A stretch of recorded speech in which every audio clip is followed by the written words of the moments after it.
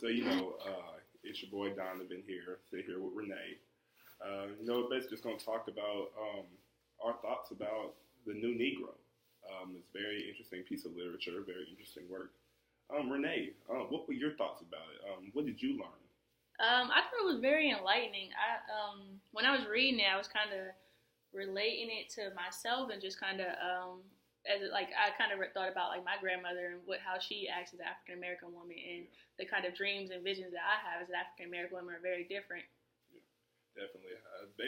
I know one thing that I took from it was basically like looking at just the mindset change of the new Negro. I thought that was something very, very enlightening. When you talk about the new Negro, you talk about just a progressive mindset of Black people standing up and not being submissive, not being suppressed any longer, and trying to make something out of themselves in society. I thought that was something that was very, very cool. Yeah, it was kind of like they just reclaimed their power and started to just dream more and have more visions and just try to do better for themselves and for their community. There was a lot of unity within the new Negro era, so I thought that was interesting.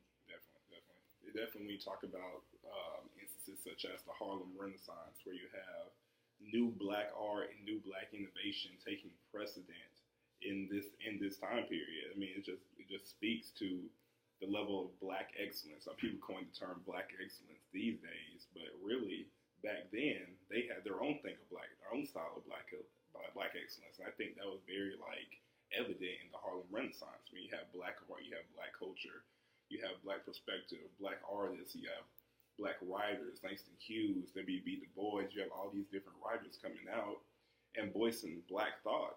And I thought that was very enlightening. I thought it was very insightful to come from the new Negro. Oh, yeah. So what exactly is a new Negro? Can you explain that?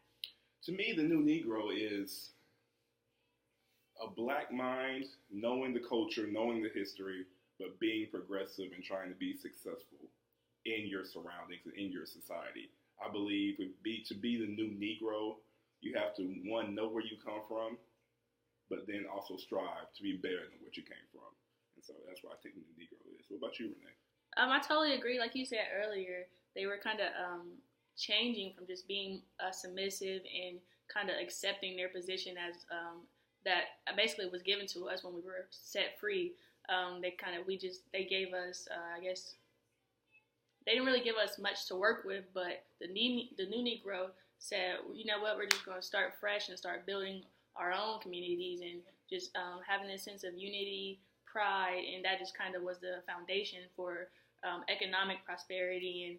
And like you explained, the Harlem Renaissance, they started to just thrive in all areas. Right. So when you talk about the new Negro today, what are ways that we can exhibit being the quote-unquote new Negro? Or what are some ways that others have exhibited being the new Negro? What is the new Negro?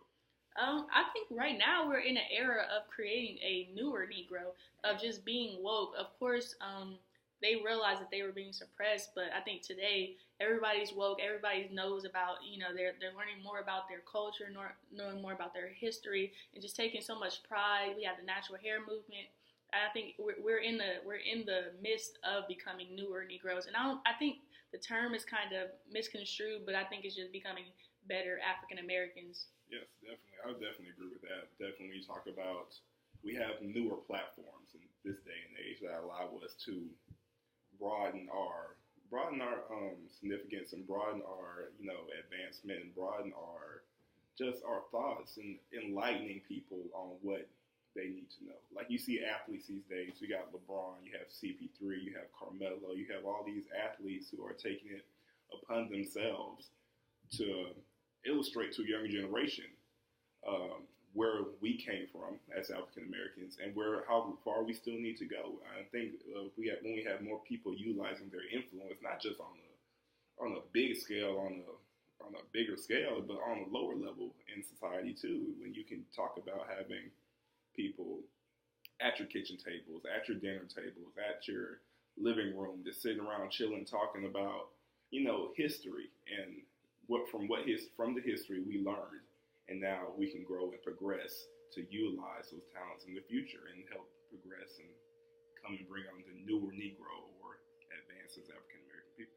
Yeah, definitely. I think, like you said, we're talking about history, and I think we're creating a new history. That's not always negative. When you hear history, you talk about slavery, but we're creating, just like when we look back, the positive aspects were the Harlem Renaissance. So I think right now, in the 21st century, we're creating a newer Negro that's kind of, going to be positive, and we're going to have, we have black presidents and, black people in higher positions that are just going to create this new era for our, I guess, future generations.